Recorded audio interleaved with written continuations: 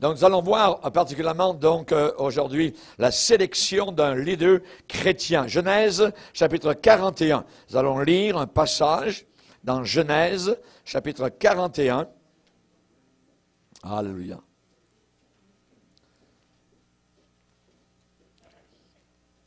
Au verset 53, il est dit « Les 7 années d'abondance qu'il y eut au pays d'Égypte s'écoulèrent, s'achevèrent, et les 7 années de famine commencèrent à venir, ainsi que Joseph l'avait annoncé. Il y eut une famine dans tous les pays, mais dans tout le pays d'Égypte, il y avait du pain. Quand tout le pays d'Égypte fut aussi affamé, le peuple cria à Pharaon pour avoir du pain. Pharaon dit à tous les Égyptiens, « Allez vers Joseph et faites ce qu'il vous dira. » La famine régnait dans tout le pays. Joseph ouvrit tous les lieux d'approvisionnement et vendit du blé aux Égyptiens.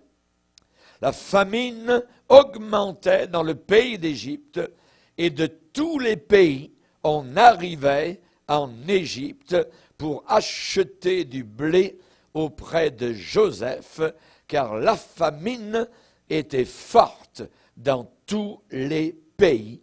Amen. Seigneur, nous voulons te bénir ce matin pour la réflexion de nos cœurs. Conduis nos pensées par le Saint-Esprit. Nous avons besoin, Seigneur, de connaître, de savoir, de sonder tes critères. Tu es le Dieu de gloire, le Dieu vivant. Et nous voulons te plaire, nous voulons te servir avec joie, avec ouverture de cœur, et non pas avec tristesse.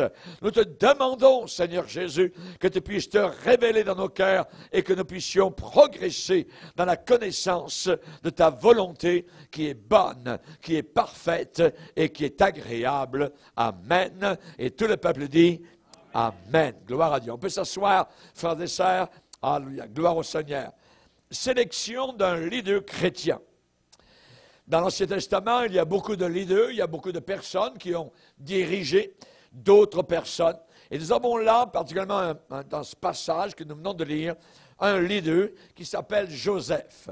Et il a été capable d'avoir la sagesse de Dieu, la connaissance de Dieu, pour bien conduire, bien diriger et approvisionner tout un peuple et les peuples qui étaient autour de l'Égypte. Pourquoi? Parce qu'il était un leader formé par le Seigneur, brisé au travers des années dans la prison, dans le mensonge sur sa propre vie, dans toutes sortes de choses. Dieu était en train de le former pour être un leader vers qui les hommes allaient venir pour recevoir du pain, pour recevoir de la nourriture. Maintenant, dans l'Église du Seigneur, nous avons besoin d'ouvriers. Mais nous avons besoin particulièrement, non pas uniquement d'ouvriers quelconques, mais de bons ouvriers. Des ouvriers bons, sur qui on peut se confier, à qui on peut évidemment faire confiance. Et il y a dans la parole de Dieu certaines qualifications pour être dans un certain leadership dans l'Église de Jésus-Christ. Chaque croyant qui est né de nouveau, qui est passé par le salut, lavé dans le sang de Jésus-Christ, est appointé par Dieu pour porter du fruit. Ce que Dieu désire, maintenant que nous sommes sauvés, c'est porter du fruit. Que nous ne soyons pas oisifs ni stériles. La stérilité, c'est la sécheresse. Ça veut dire qu'il n'y a pas de fruit. Et on sait comment le Seigneur a maudit le figuier, donc, vers lequel il est allé et il n'a pas trouvé de fruit. Chaque croyant qui est né de nouveau a une certaine sphère, un certain cercle d'influence. Et c'est dans ce cercle d'influence que nous devons travailler. La responsabilité de l'individu, c'est de trouver dans la prière le domaine dans lequel il est qualifié pour servir le Seigneur, servir avec joie le Seigneur. Il y en a qui travaillent dans l'Église à laver les toilettes. C'est un service de Dieu qui a un grand honneur aux yeux du Seigneur. Autant que moi que pour prêcher la parole du Seigneur. D'autres à l'école de dimanche, d'autres à la musique, d'autres vers les CD, d'autres vers les DVD, d'autres vers autre chose. Il y a toutes sortes de monde dans l'Église du Seigneur pour œuvrer. Mais nous devons absolument porter du fruit. Et on sait que dans les Épîtres, l'apôtre Paul a dit qu'il ne voulait pas que les chrétiens soient sans porter du fruit. Il faut absolument que nous portions du fruit à la gloire du Seigneur. Alors, la première expérience en accomplissant cette mission de la part du Seigneur, parfois au départ peut sembler, je dirais, très petit. Oh, c'est pas ce que je voulais. C'est parce que moi, il me semble que je ne suis pas qualifié pour ça, c'est trop bas. Moi, ça prend quelque chose de plus haut, et ainsi de suite. Voyez, chers amis, la Bible dit celui qui est fidèle dans les petites choses, le sera dans les plus grandes. Ça veut dire que je ne peux pas être fidèle dans de grandes choses si je ne suis pas fidèle dans les petites choses. Je dis souvent, si je ne suis pas capable de faire confiance à quelqu'un pour aller porter une lettre à la poste, voyez, que je lui donne, comment pourrais-je lui faire confiance pour autre chose? C'est impossible. Il faut être fidèle, premièrement, dans les petites choses. Il faut apprendre à renoncer à soi-même. Voyez, lorsqu'il y a quelque chose qui parfois nous est présenté dans le Seigneur et la première réaction, je ne veux pas. Voyez, s'il y a cette réaction-là, ce n'est pas bon. Il faut premièrement réfléchir. Réfléchir. Est-ce que Dieu ne m'appellerait pas à faire ceci ou cela? Je n'avais jamais pensé, mais peut-être que là, il y aurait une porte d'opportunité. Peut-être c'est l'endroit que Dieu a choisi. Renoncer à soi-même. À soi-même. Renoncer à soi-même. Et dans cet endroit que Dieu me place, peut-être où je suis inconnu, on ne me voit pas. Voyez, ça n'a pas d'importance. Dieu vous voit. Voyez, parce qu'il vous a choisi. Mais il y a des gens qui n'acceptent pas une chose si on ne les voit pas. Si c'est un service dans l'Église du Seigneur qui est derrière quelques murs, vous voyez, pour eux, il faut absolument que ça soit sur l'estrade. Regardez-moi, je suis là, je suis visible, je suis quasiment à la même hauteur qu'un prédicateur, ainsi de suite. Il y a des gens comme cela. Non, il ne faut pas qu'il en soit ainsi. Il ne faut pas qu'il en soit ainsi. Dans l'endroit que Dieu possiblement a choisi pour moi, c'est là qu'il faut que je porte du fruit. C'est le lieu du rendez-vous pour le jeune chrétien à l'intérieur de la sphère présente, premièrement, évidemment, dans son église locale. Alors, il faut avoir une église locale pour pouvoir y travailler. Si je me présente, moi, une fois sur deux, voyez, ou une fois sur trois, comment pourra-t-on, évidemment, donner une certaine responsabilité? On ne le peut pas, voyez. Donc, la sphère présente, premièrement, c'est l'Église locale. Et avec l'expérience, avec le temps qui passe, avec un certain développement, sa responsabilité pourra grandir au travers donc de sa propre Église et il sera évidemment sans doute une bénédiction dans la sphère que Dieu a prévue pour lui. Et plus tard, si Dieu dirige plus loin, ce croyant qui veut être conduit par le Seigneur pour accomplir la volonté de Dieu trouvera certainement d'autres occasions qui lui seront ouvertes. Il y a toutes sortes de choses, je dirais, dans l'usine du Seigneur. Pas avoir peur de passer le balai pour, évidemment, grandir et donc faire d'autres choses qui nous sont ouvertes dans l'Église du Seigneur. Il sera heureux et il portera du fruit. Portera du fruit. Je me rappelle, j'étais jeune chrétien, j'étais à l'école biblique et je me rappelle que j'avais mes samedis de libre. Et j'étais là, à l'école biblique, je dis, qu'est-ce que je pourrais faire? Qu'est-ce que je suis en train de... J'ai étudié toute la semaine la Bible, tout ça, et j'ai un jour de libre. Et j'ai contacté une personne âgée qui habitait environ à 5 kilomètres de l'école biblique, à Montréal-Nord. Et je me suis rendu chez cette personne-là, et pendant des mois, tous les samedis, j'ai donné une étude biblique à cette vieille dame-là. J'ai pris, je me rappelle, j'ai commencé par l'Épître de Jacques, vous voyez, avec le premier chapitre. On l'a lu ensemble, on s'est arrêté, tout ça. Ensuite, on a prié. Elle me faisait un petit café, parfois un petit gâteau. Et je reprenais ensuite donc mes 5 kilomètres à pied, parce que je n'avais pas assez d'argent pour prendre l'autobus, pour retourner à l'école biblique. Mon samedi était fait. J'étais joyeux, elle était bénie, et donc, par rapport à ce que je pouvais faire, eh bien, j'avais apporté ainsi le message de Dieu. Il y a des gens qui cherchent tout ça, ils cherchent juste ici, dans l'Église, l'estrade, voyez. Mais il y a un paquet de monde qui sont en train de périr à l'extérieur, et nous connaissons, et nous sommes enrichis, et nous sommes je dirais grassouillés de la parole de Dieu. On en a, parfois ça nous déborde par les oreilles, tout ça, et nous sommes en train actuellement de nourrir des gens dans plus de 150 pays dans le monde entier. Merci Seigneur, au travers d'Internet. Mais nous, ici particulièrement, nous sommes bénis et nous pourrions répandre la parole de Dieu, donc, à des personnes qui en ont besoin. Voyez, si les témoins de Jéhovah sont capables d'aller chez des gens et donner des études bibliques, vous êtes capable d'ouvrir votre Bible quelque part dans une épître et d'apporter le message du salut à des personnes qui en ont besoin. Hein? Amen?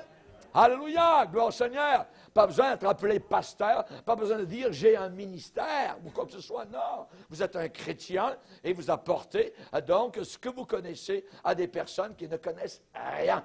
Amen. Mais qui sont ouverts à la parole du Seigneur. Portez du fruit, portez du fruit. La Bible dit que si vous faites cela, vous serez heureux. Vous serez heureux dans votre activité. Lisez avec moi dans Jacques. Jacques, premier chapitre,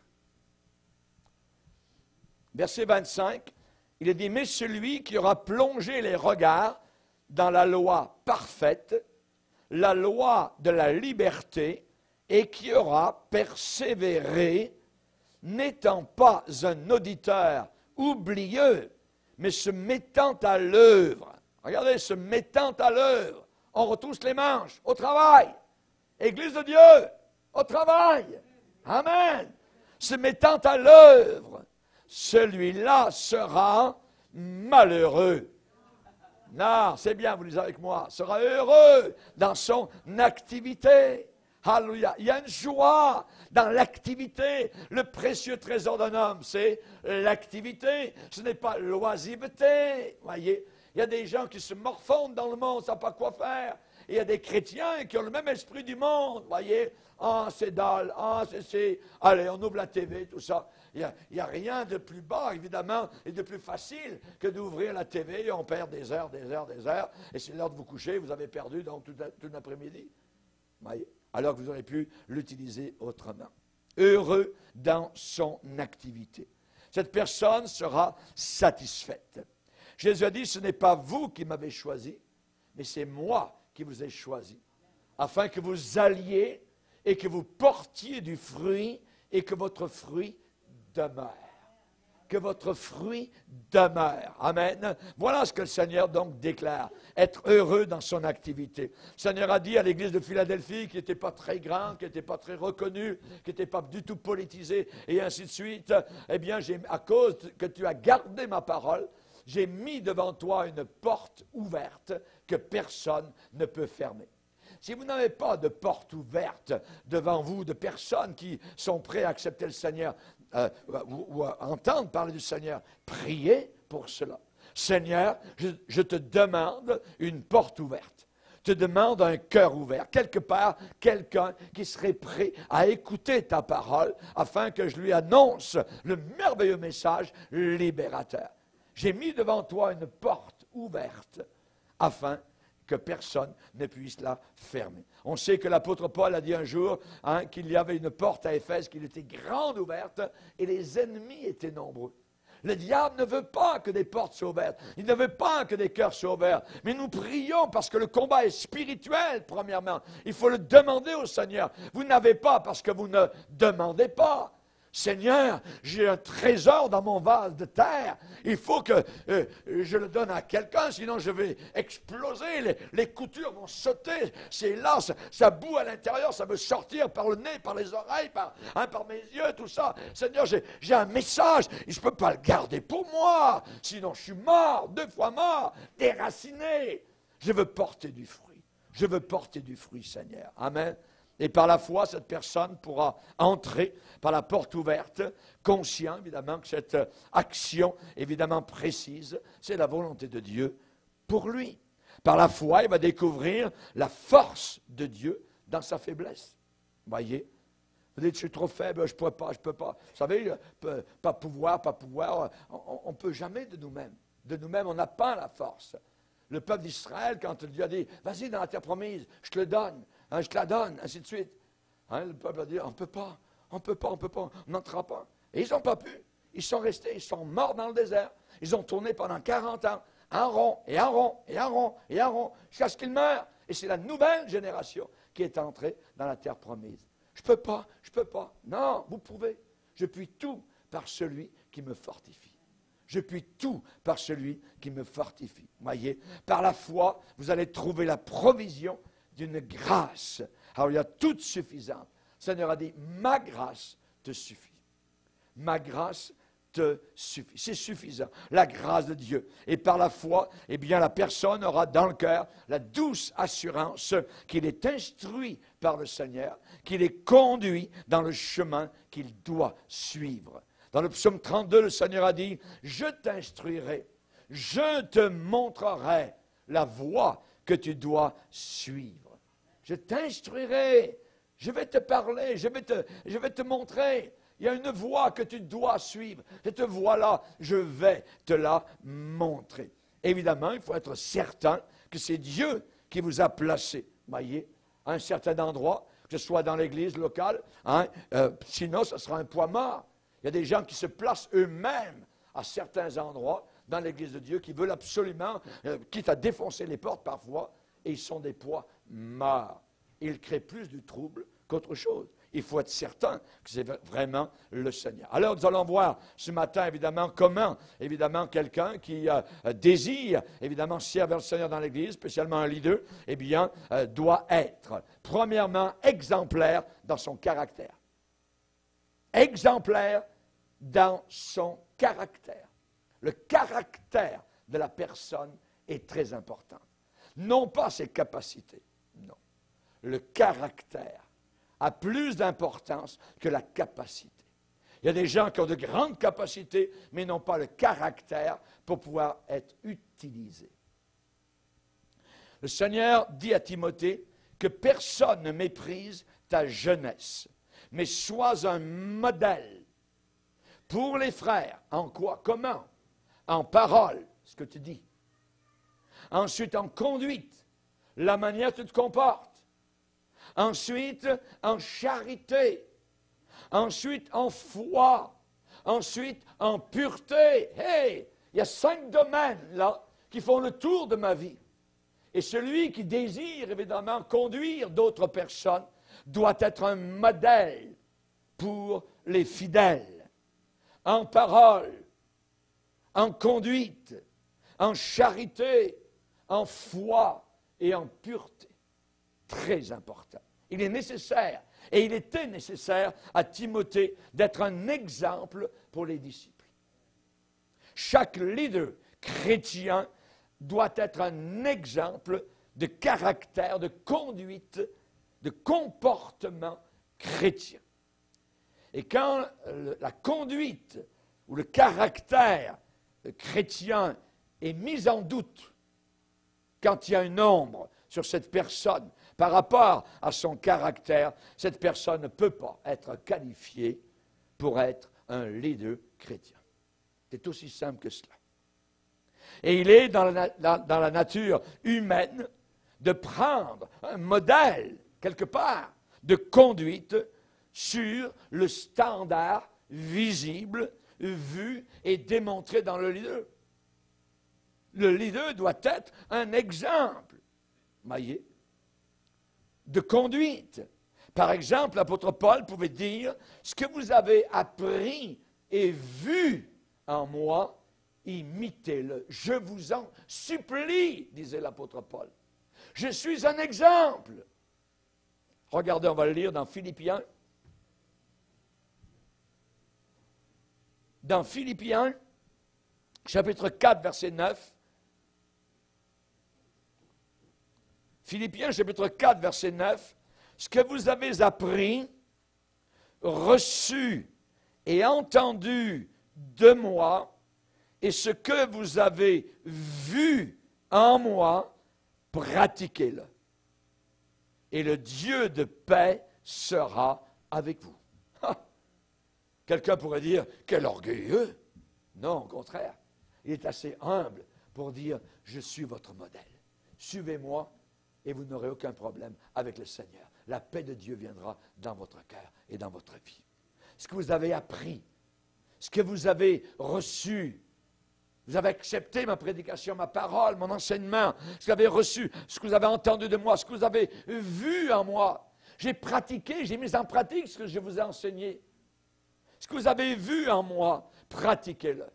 Et, résultat, le Dieu de paix sera avec vous. Regardez à un autre endroit, chapitre 3, verset 17. Chapitre 3, verset 17. Paul va dire, soyez tous mes imitateurs, frères, et portez les regards sur qui? Sur ceux qui marchent selon le modèle que vous avez en nous. Paul dit, je suis un modèle. Imaginez. Et l'apôtre Paul disait, imitez-moi. Quelle sorte de leader on va suivre? Pourquoi? Parce que celui qui vous conduit, c'est celui que vous allez imiter.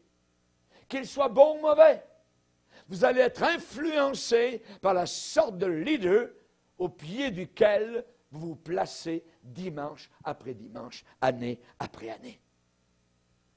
Chers amis, dans 1 Corinthiens 4, verset 16, on va à un autre passage. 1 Corinthiens 4, verset 16.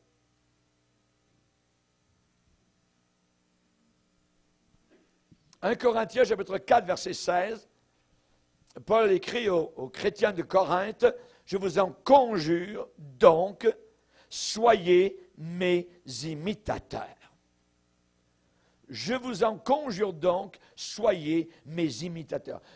Paul va reprendre ce thème fois après fois en disant, si vous m'imitez, l'évangile que je vous ai enseigné, et c'est l'évangile que j'ai enseigné partout, dans toutes les églises de la Galatie, de Corinthe. Il n'y a pas 20 évangiles. Aujourd'hui, vous allez dans une région, vous avez plusieurs églises, vous avez une sorte d'évangile ici, vous avez une autre sorte d'évangile là-bas, vous avez un autre qui a inventé une autre affaire. Voyez, et c'est quoi? C'est quoi? Voyez, mais tous disent qu'ils sont des chrétiens, tous disent qu'ils ont la même Bible. On a un problème. Parce que l'apôtre Paul, dans l'Église primitive, toutes les églises avaient le même standard, la même idéologie, la même doctrine partout. Vous alliez à Corinthe, vous alliez à Éphèse, vous alliez à Rome, c'était la même chose partout dans le monde de l'époque. Alléluia. Et on a besoin d'un seul et unique évangile sur les 5 continents de la planète Terre. L'évangile de Jésus-Christ. Pas de monsieur un tel, pas de monsieur rêveur un tel, pas de prophétesse un tel. Non, l'évangile de Jésus-Christ. L'évangile qui va demeurer jusqu'à la fin des temps. Et ceux qui suivent un leader deviennent inconsciemment, à des degrés variés, des reproductions du leader. Vous allez... certaines personnes que j'ai rencontrées m'ont salué, tout ça, et parlé un petit peu avec ces personnes-là. Et sans me dire dans quelle église ils allaient, je savais à quel pasteur ils étaient au pied. Ils parlaient exactement de la même manière, c'était les mêmes façons, c'était le même genre verbal, c'était des copies carbone. Oui.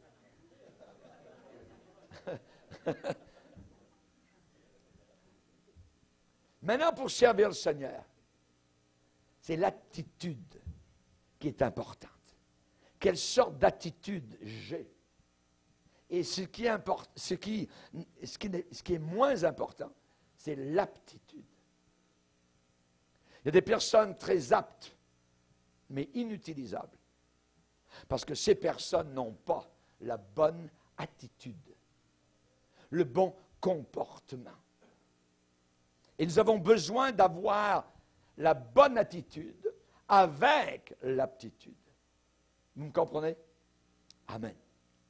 Ce que le leader se permet, le disciple va tendre à l'accepter comme étant le standard chrétien correct, donc parce que son leader lui dit que c'est correct, et il le voit, voyez.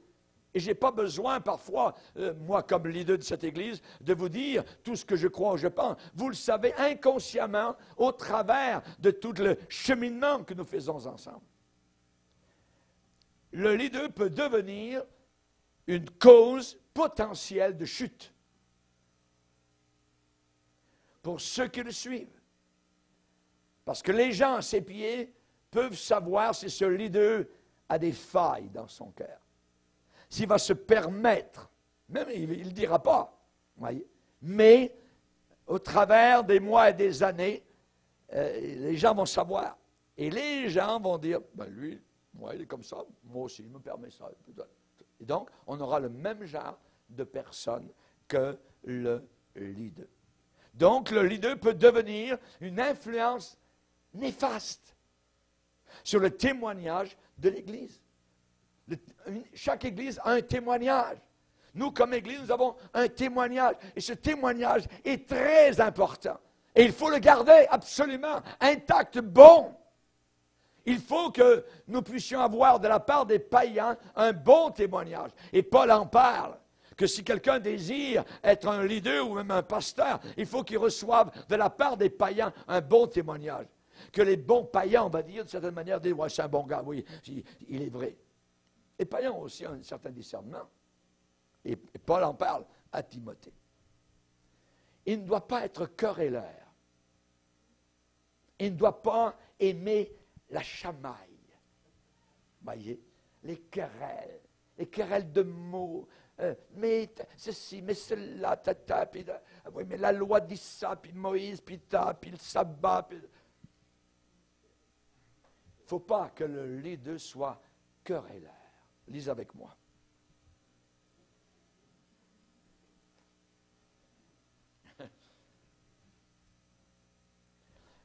Dans 2 Timothée, chapitre 2, 2 Timothée, chapitre 2, verset 23,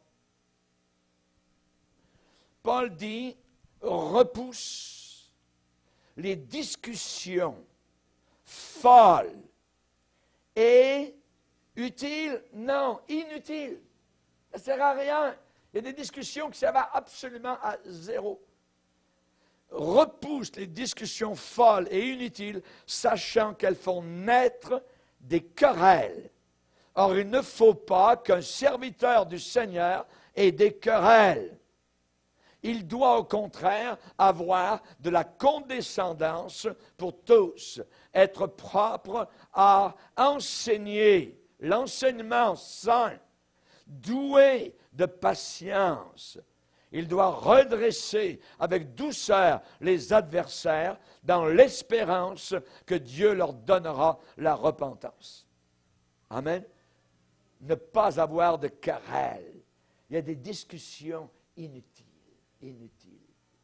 Ça ne sert à rien. Ensuite, un bon leader doit être loyal à son église locale. La loyauté est importante. Pour que les autres lui soient loyaux, évidemment, pour supporter ses propres efforts, il doit, par l'exemple, démontrer sa loyauté envers son assemblée. On parle ici de sacrifice. Se sacrifier. Est-ce que l'Église est une priorité dans la vie de ce monsieur ou de cette dame? Ou bien est-ce que l'Église, c'est le reste de son temps? Dans notre assemblée, je peux vous dire, à peu près, grosso modo, qui sont les femmes d'Église.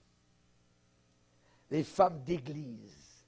Ces femmes, ces hommes qui sont d'Église, qui aiment l'Église, qui sont à l'Église, qui sont prêts à se donner pour l'Église, qui se sacrifient pour l'Église. Et ce n'est pas, je dirais, juste le reste, voyez. Pour eux, l'Église est une priorité. Ça, ces gens-là ont une influence autour d'eux. Ce n'est pas le reste de mon temps, aussi je verrai ça, puis je préfère rester à la maison, tout ça, ainsi de suite. Non, les gens d'Église, ils sont là quand il fait très chaud. Ils sont là quand il fait très froid. C'est là qu'on les voit. On a un jeune frère, je l'ai vu hier à la cabane à sucre. Je lui ai dit, tu sais, Robinson Crusoe, il a appelé un de ces gars qu'il avait trouvé sur une île, l'île au trésor, vendredi. Il dit, moi, je t'ai surnommé un autre nom, 23 janvier. Pourquoi? Parce qu'il est venu pour la première fois. Et il y avait très peu de monde dans l'assemblée. Il faisait peut-être, je ne sais pas, moins 20, moins 25, moins 30. Et il y avait très peu de monde. Mais lui, il est venu. Et pour la première fois, il a entendu la parole de Dieu. Et il a accepté le Seigneur. Gloire à Dieu, Jonathan. Alléluia. Merci, Seigneur. Être loyal à l'Église. Ça commence par des petites choses. Des petites choses. Ça se voit. S'il n'y a pas d'évidence de loyauté, pour venir à ces réunions ou à l'heure des comités, ainsi de suite, ou pour supporter l'Église locale dans les dîmes et offrandes, par exemple, la personne ne se qualifie pas. Non. Pour une sphère d'influence dans un leadership officiel. Sans sa loyauté à l'Église, la personne indique, silencieusement, sans le dire, mais elle indique que s'il conduit d'autres personnes, il va saper, il va miner, il va influencer de façon négative, il va ébranler leur loyauté envers l'Église locale, parce que lui-même, il n'est pas un exemple. Une Église se bâtit sur une réputation. Les gens se parlent entre eux et se disent, dans cette Église, là-bas, ça marche comme ça. Les drogués, on ne les laisse pas dans l'Église. Ou ils se repentent, ou ils sortent. Ils quittent. Les concubins qui vivent en concubinage, ils ne restent pas longtemps à vivre comme ça. Non, non, non, non. On ne peut pas accepter ça. Donc, par ces choses-là, par la loyauté, par l'authenticité, par la parole authentique prêchée, une Église se bâtit une réputation. Pouvait être des milliers de personnes, mais l'Église a une réputation de fric-à-frac. Ça ne sert à rien. Ce n'est pas ça que le Seigneur désire. Voyez? Ce que les gens disent de l'Église est très important. Ce que vous dites de votre Église est très important. Ou bien vous la montez, ou bien vous la baissez complètement. Et s'il y a du désordre dans l'Église, si on laisse le désordre aller, voyez, qui sera pendu le premier? Le prédicateur. Quand il y a eu du désordre dans l'Église du désert, dans le livre des Nombres, les premiers qui ont été pendus, Dieu a dit, vous allez pendre les leaders. C'est eux, les responsables. Et les gens assis n'ont pas la responsabilité que le leader a. Vous savez, ces gens qui disent, on est tous pareils. Oui, nous sommes tous pareils par rapport à notre salut, mais par rapport au degré de responsabilité, c'est bien différent. La Bible dit qu'il y en a très peu qui enseignent, qui commencent à dire des conseils à bric-à-brac d'un côté et d'autre, se lever dans l'assemblée, puis moi c'est, puis j'ai un ministère. Non, non, non, non, non, non, non, non. Ça ne fonctionne pas dans cette Église-ci. Chers amis, il faut être reconnu et avoir l'autorité déléguée pour pouvoir enseigner. Si quelqu'un se met à enseigner, il n'a reçu aucune, je dirais, délégation ou autorité de la part du leadership officiel, on n'accepte pas. On n'accepte pas. Chers amis, prenez garde, la Bible dit aux chiens. C'est dans la Bible. Prenez garde aux chiens, ceux qui vivent comme des chiens. Prenez garde aux mauvais ouvriers. Ça veut dire que dans l'Église de Dieu, il y a des ouvriers mauvais. Prenez garde. La Bible dit, prenez garde aussi aux faux circoncis. Les circoncis sont ceux qui ont le cœur, je dirais, mis à part pour le Seigneur, marqués, complètement sanctifiés par l'Esprit de Dieu qui les a circoncis. La coupure de l'Esprit par rapport au monde, elle est dans leur cœur. Attention à ceux qui vous ramènent dans le monde. Des ouvriers, des pasteurs qui ramènent les chrétiens dans le monde, qui amènent la musique folle dans le monde, ils la mettent dans l'Église, la musique du monde. Musique rock chrétienne, qui baptise dans l'eau des gens qui vivent encore en concubinage. L'esprit du monde rentre. Quand le dimanche matin, vous montrez des affaires sur Pepsi-Cola ou quoi que ce soit, on s'en fout, ça. Ce qu'il faut, c'est j'entends la parole de Dieu. Attention aux chiens, aux mauvais ouvriers. Être un exemple. Si nous prenons le mariage et le divorce, je sais que parmi vous, il y en a plusieurs peut-être qui sont divorcés. Mais ici, c'est différent. Moi, disons que je sois remarié et je vous dis, ne divorcez jamais. Dieu est le divorce. La parole va ricocher sur votre cœur. Au fond de votre cœur, vous allez dire, dans votre tête, « Hey, lui, il a divorcé, puis il vient me dire, ne jamais divorcer. » C'est la raison pour laquelle, ici, c'est très important. Quelle sorte de gars m'enseigne? Comment est sa vie? Est-ce qu'il paye ses impôts? Est-ce qu'il vit avec une concubine? Est-ce qu'il voyage en avion avec sa secrétaire? Comment il vit? Sélection d'un leader. Un leader, on parle d'un chef, d'un conducteur chrétien. La Bible dit qu'il y en a très peu qui enseignent parce qu'ils seront jugés plus sévèrement. On parle d'une sévérité divine par rapport à ce qui est annoncé. Chaque prédication, enseignement que j'ai donné depuis plus de 40 ans, tout ça passe au scrutin de l'œil de Dieu. Que dis-je? De la paupière du Seigneur. Est-ce que j'ai raconté des bêtises? C'est très important. Prenez garde aux chiens, aux mauvais ouvriers, aux faux circoncis. Philippiens chapitre 3, verset 2. Le fruit qui doit rester demande l'influence constante d'un leader on the job. Le leader doit rester à son travail. Le leader doit rester ses mains sur la charrue. Il doit continuer à être un exemple. Il ne peut pas être une chose sous les yeux de l'Assemblée et être autre chose le lundi quand personne ne le voit. C'est impossible. Les pharisiens faisaient cela et Jésus les a envoyés en enfer. Fils de la géhenne, a-t-il dit. Aussi, le leader, dans son caractère, doit être absolument sincère. Sincère. Sincère, j'ai déjà dit cet exemple, je vais le ramener. Sincère, ça veut dire qu'il n'y a pas de faille, qu'il n'y a pas de... les poteries du monde romain, voyez, parfois avaient une faille, une craque, tout ça était fêlé, et hop, on mettait par-dessus donc une sorte de vernis, et on mettait de la peinture, et on vendait ça comme étant neuf. Et selon le mot latin, ça veut dire que ces pots n'étaient pas sincères. Cette poterie n'était pas sincère, authentique. Dessous, il y avait autre chose. Le leader chrétien doit être sincère.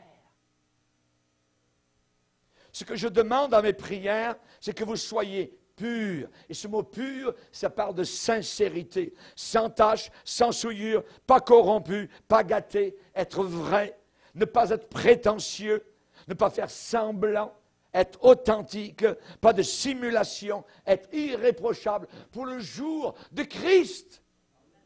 Pour le jour où je devrais comparaître devant le Seigneur. Et je ne veux pas être trouvé triste ou me cacher. Non, être dans l'allégresse. La Bible dit pour ce verset, dans d'autres versions, ainsi vous parviendrez au jour de Christ sans tomber en chemin, ni causer la chute d'autrui. Un leader peut causer la chute d'autrui. Les pharisiens le faisaient. L'apôtre Paul priait dans ce sens pour les chrétiens de Philippe. Le leader chrétien doit absolument être sincère pour être un modèle pour ceux qui le suivent. Un modèle pour ceux qui le suivent. Quand on découvre deux façades chez un leader, il est une chose à un moment donné, il est autre chose à un autre moment. Quand des gens découvrent qu'un leader a deux faces, ça détruit toujours la confiance de ceux qui les regardent. On appelle ça de la duplicité. Et dans le mot duplicité, il y a le mot double. Ne jamais être double. Quand la personne ou les personnes découvrent deux façades chez un leader, ça élimine la possibilité d'une coopération pleine et totale. Il y a un recul. Il y a un recul. La personne a deux façades. Lisez avec moi dans 1 Thessaloniciens chapitre 2. 1 Thessaloniciens chapitre 2, verset 3.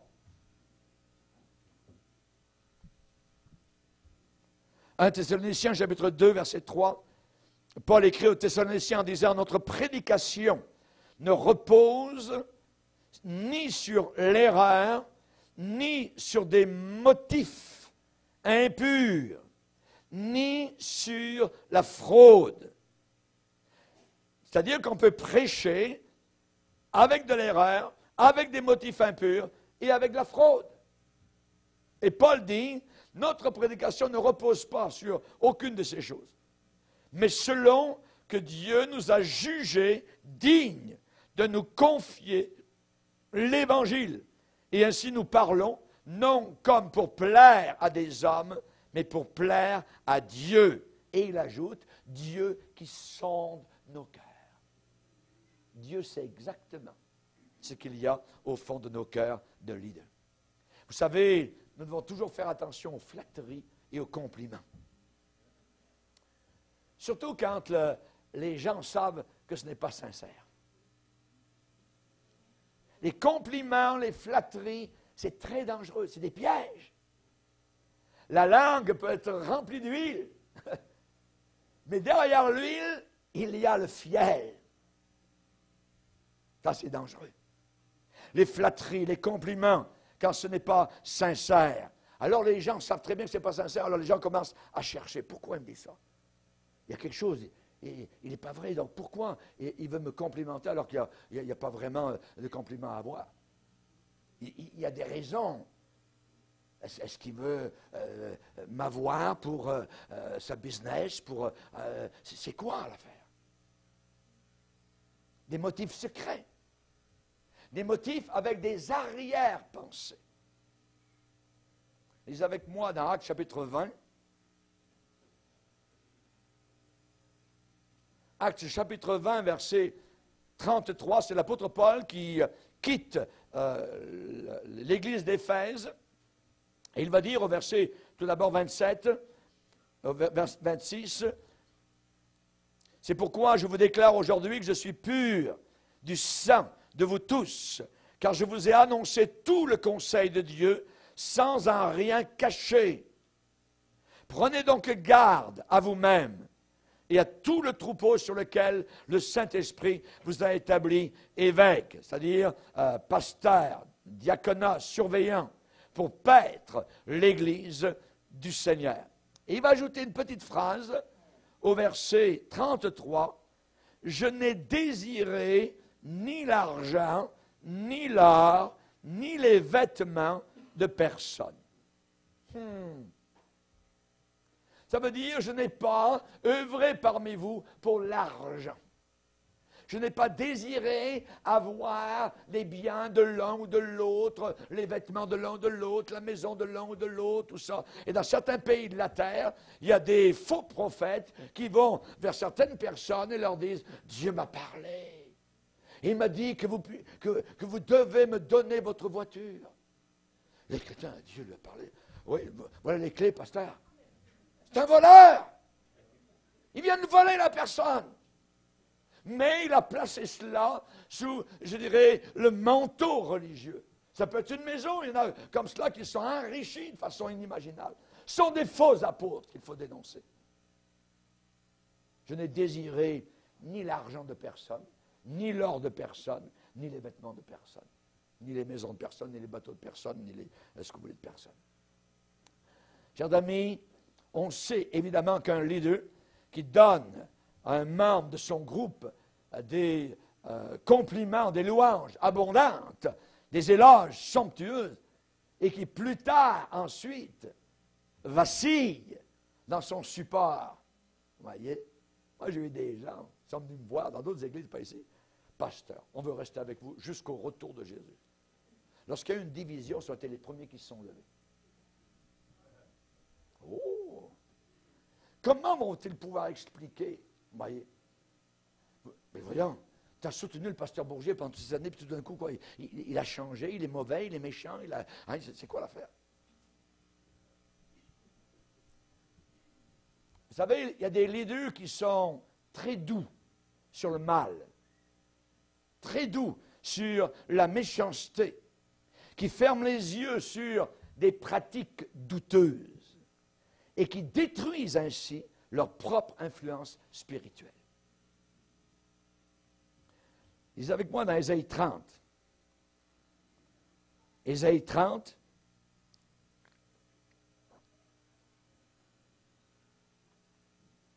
Ésaïe 30, verset 9, il dit « Car c'est un peuple rebelle. Ce sont des enfants menteurs. » Il dit pas, ce sont des bons chrétiens, ils aiment le Seigneur. Le dimanche, ils sont en foule à la maison du Seigneur. C'est merveilleux, c'est tous des chrétiens là-dedans. Ils rockent, ils dansent le samedi, tout ça. Puis le dimanche matin, c'est Alléluia, tout ça. Ils sont allés coucher avec les bonnes femmes durant le samedi soir. Et puis ils ont regardé la porno un peu à 3 heures du matin, tout ça. Et puis ensuite, Alléluia, je t'aime Seigneur. Non. Et le pasteur dira, hey, vous êtes des bons chrétiens, tout ça. Ouais. Non, la Bible dit la vérité. C'est un peuple rebelle, sont des enfants menteurs, ils mentent, sont de connivence avec le royaume des ténèbres, le père du mensonge, Satan, sont des enfants qui ne veulent pas écouter la loi de l'Éternel et qui disent à ceux qui voient, ne voyez pas. Et aux prophètes, ne nous prophétisez pas des vérités, mais dites-nous des choses flatteuses. Prophétisez des chimères. Détournez-vous du chemin, écartez-vous du sentier, éloignez de notre présence le Saint d'Israël. Arrêtez ces gens-là. Quand vous entrez dans ces milieux-là, il n'y a aucune once de présence de Dieu. Vous entrez vide, vous ressortez aussi vide. Mais on a parlé de Dieu entre-temps. On a ouvert un peu la Bible. On a rigolé, tout ça. Il y a eu des clowneries, il y a eu des danses, et tout ça. Le gars en avant, il s'est baladé de long en large. Là, il a fait 3-4 kilomètres juste en prêchant. Voyez? Mais vous ressortez aussi vide, et si vous demandez qu'est-ce qu'il a prêché, je suis allé à la réunion. Ouais. Attention, l'apôtre Paul dit, si je voulais plaire aux hommes, je ne serais pas un serviteur de Dieu. Il y a des choses à dire que nous devons dire qui choquent, qui blessent. Et ça, c'est le rôle de véritable homme du Seigneur. Il fait la blessure, et il pense la blessure par la puissance du Saint-Esprit au travers de la prédication de la parole de Dieu. Amen. Gloire au Seigneur. Vous savez, le counseling, il y a beaucoup de counseling qui doit se faire ici le dimanche matin. Et ça épargne, évidemment, beaucoup de trajets d'un côté et d'autre au pasteur. Parce que dans la prédication, on doit entendre le conseil de Dieu. La prédication de Dieu, le conseil du Seigneur qui doit nous être donné. Pas besoin d'aller tout le temps à la porte de quelqu'un. Il y avait un temps où tout le monde, il fallait absolument aller frapper à la porte de tous les chrétiens pour aller passer un après-midi entière. Mais le pasteur perdait son temps, bien souvent. Et ça ne servait à rien. Pourquoi? Parce que la plupart, je dirais 90% du counseling doit se faire au travers de la prédication de la parole. C'est là qu'on doit entendre. Alors évidemment, c'est là qu'il doit se préparer. Il y en a des chrétiens parfois qui m'ont dit, pasteur, pas besoin de venir chez moi, on va vous laisser tranquille, étudier la Bible, prier, jeûner durant la semaine et amenez-nous la bonne parole du Seigneur le dimanche et ça va nous suffire. Alléluia! Gloire au Seigneur. Regardez Éliou dans Job 32.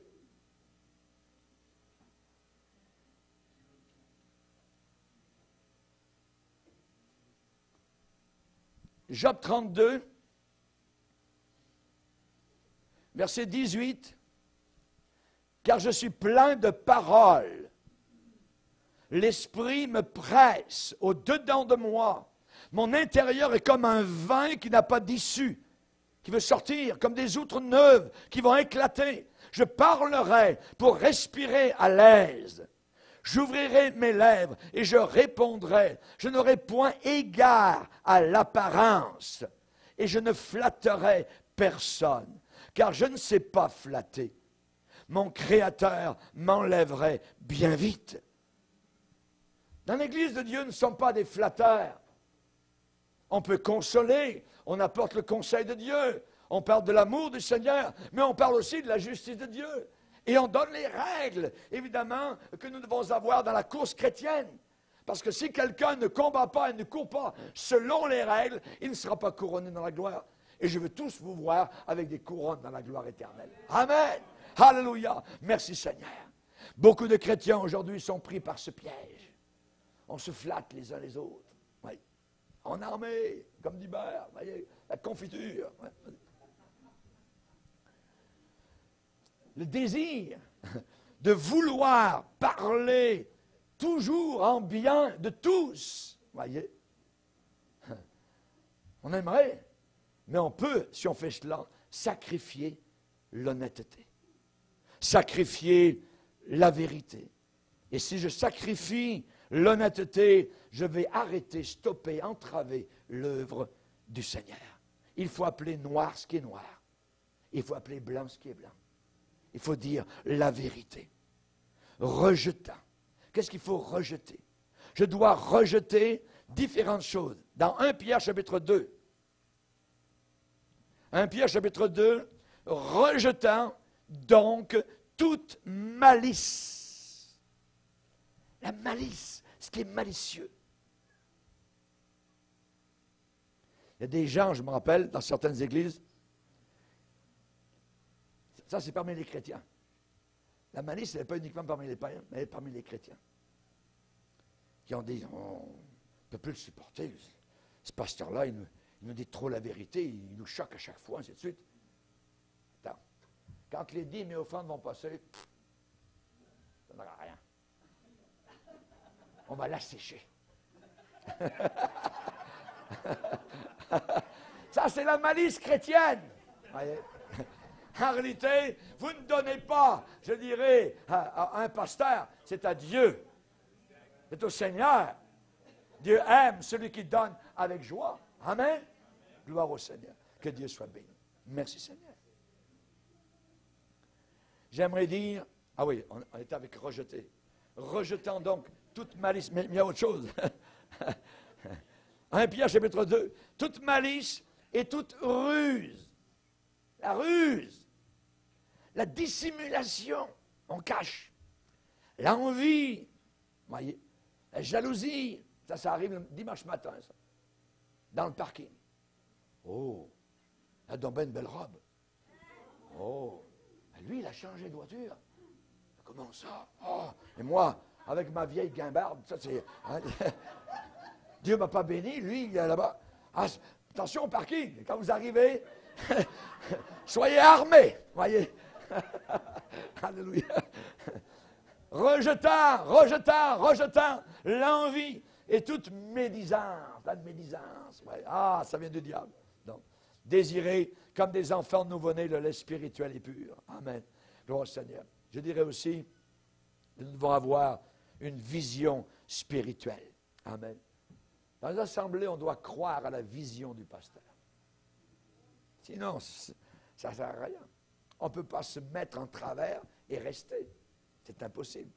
Voyez? On doit croire en la vision du pasteur, on doit appuyer la vision du pasteur, avoir confiance en lui, et évidemment, ça va se répercuter sur l'assemblée. Ça se répercute sur l'assemblée. Sans vision, le peuple périt.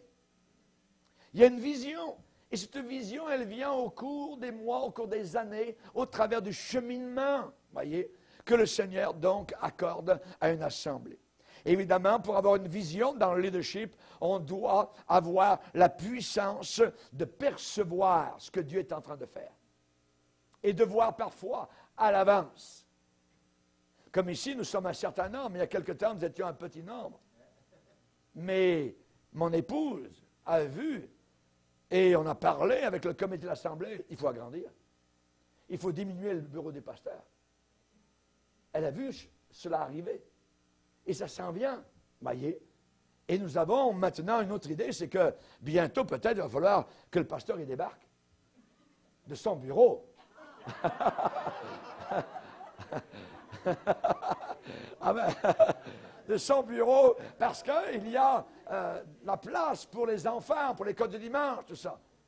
Et on va voir donc comment on va résoudre cela. Mais il faut le percevoir à l'avance, ce que Dieu donc est en train de faire. Nous bénissons Dieu pour ces réceptivités donc de ce que le Saint-Esprit est en train de déclarer. L'apôtre Paul, il savait qu'il allait à un endroit et il savait ce qu'il allait faire à cet endroit là-bas. Ça, c'est la vision que Dieu donne, évidemment, des hommes du Seigneur. Le leader doit pouvoir donc voir un certain produit fini qu'il désire que son groupe puisse accomplir. Et cette capacité, donc, amène certains buts et ça canalise l'activité, donc, du groupe. Je bénis le Seigneur pour la semaine de jeûne et prière qu'on vient de terminer. Nous avons été un bon nombre à lutter, à chercher la face de Dieu. Et on a eu des moments merveilleux dans la présence du Seigneur la semaine passée. Et vraiment, donc, on voit que à cause de ce que Dieu est en train de faire, à cause de l'impulsion, donc, de l'Esprit de Dieu, eh bien, Seigneur, on a besoin de toi. Plus que jamais, on n'y arrivera pas sans toi. Donc, ça nous met dépendants encore plus du Seigneur. Ça nous pousse vers la prière et c'est ce que lui veut. Amen. On va continuer notre foi pour la suite de ce message.